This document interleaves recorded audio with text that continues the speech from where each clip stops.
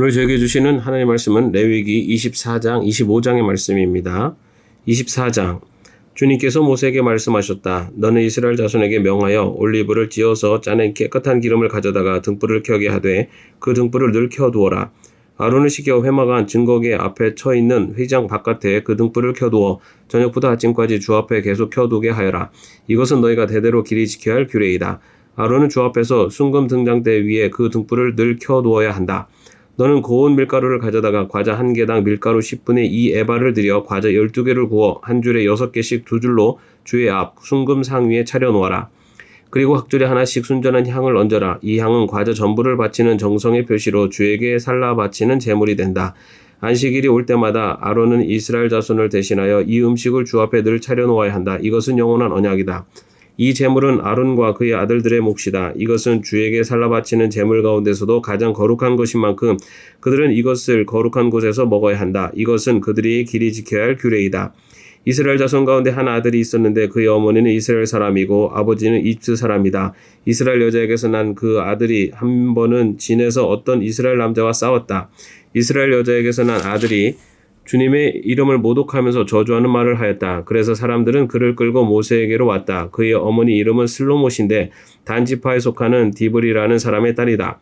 사람들은 그를 가둬놓고 주님의 뜻이 그들에게 밝혀질 때까지 기다렸다. 주님께서 모세에게 말씀하셨다. 나 주를 저주하는 말을 한 그를 너는 진 바깥으로 끌어내라. 나에게 저주하는 말을 들은 사람들이 모두 그자의 머리 위에 손을 얹은 다음에 온 회중은 그를 돌로 쳐라.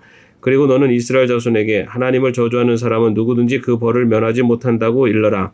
주의 이름을 모독하는 사람은 반드시 사형에 처해야 한다. 온 회중이 그를 돌로 쳐주게 한다. 주의 이름을 모독하는 사람은 이스라엘 사람은 말할 것도 없고 외국 사람이라 하여도 절대로 살려두어서는 안 된다.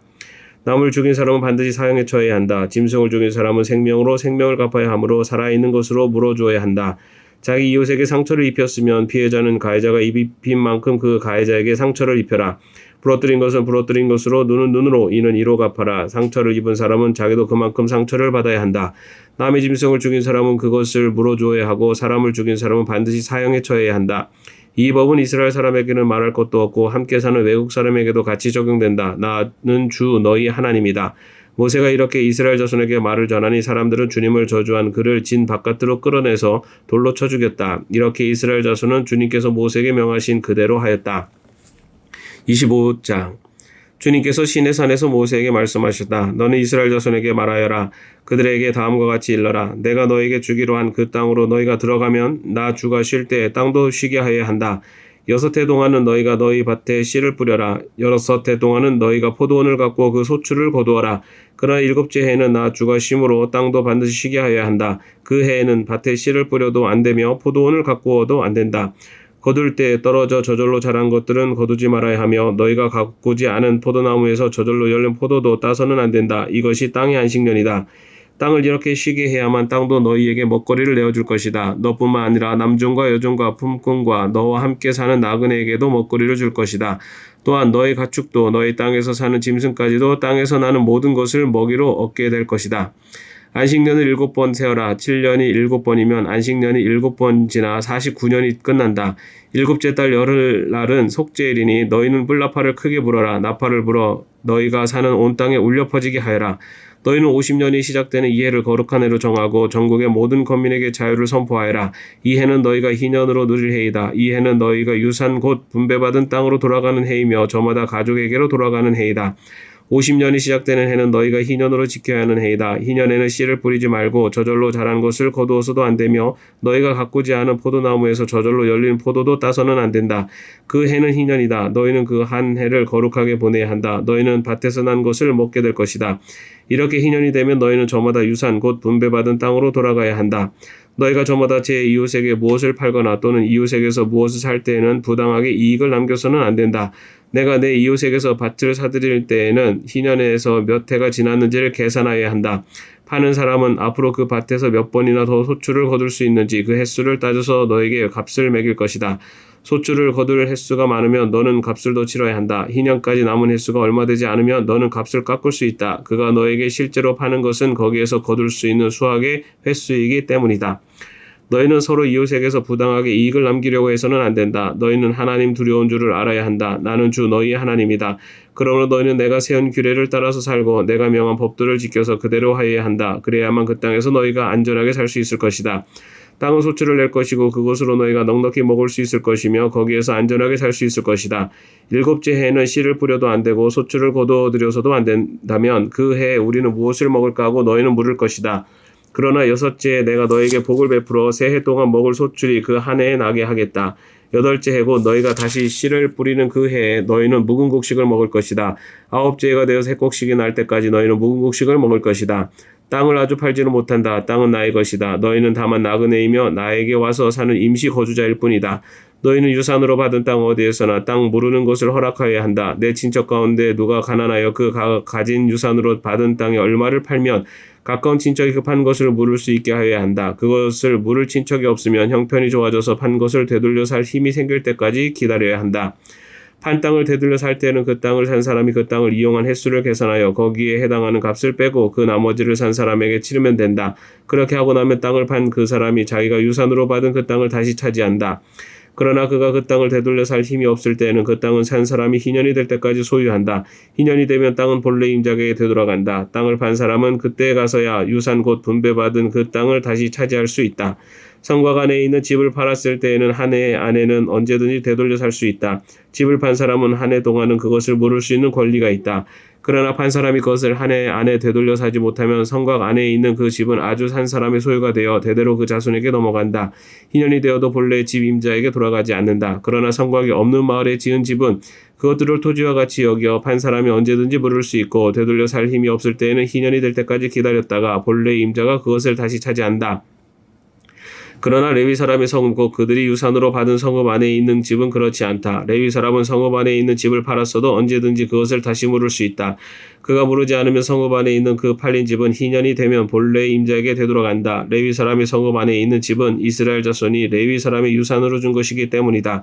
레위 사람의 성읍에 딸린 땅도 또한 영원히 레위 사람의 유산이기 때문에 팔 수 없다.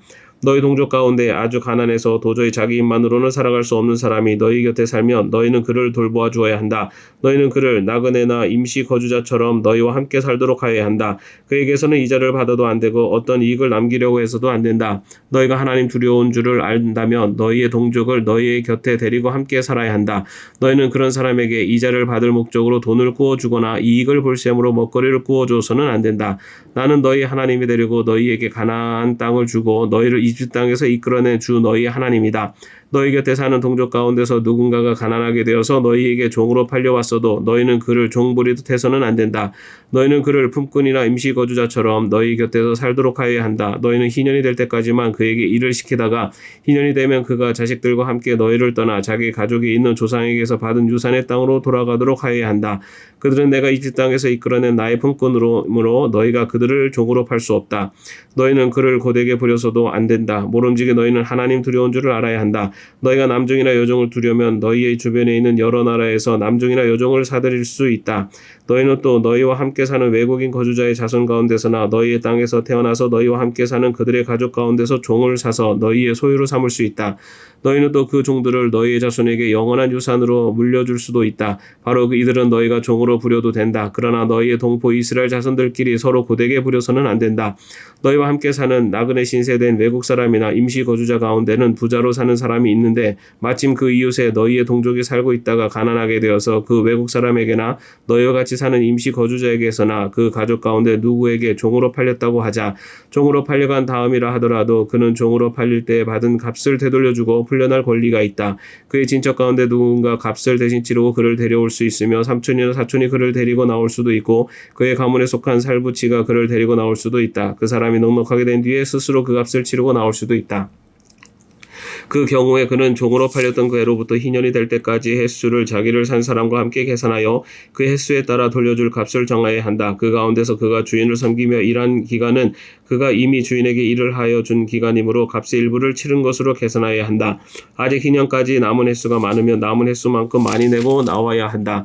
그는 종으로 팔릴 때 받은 몸값에서 그 집에서 일한 횟수의 품삯을 떼내 나머지를 무르는 값으로 치르면 된다.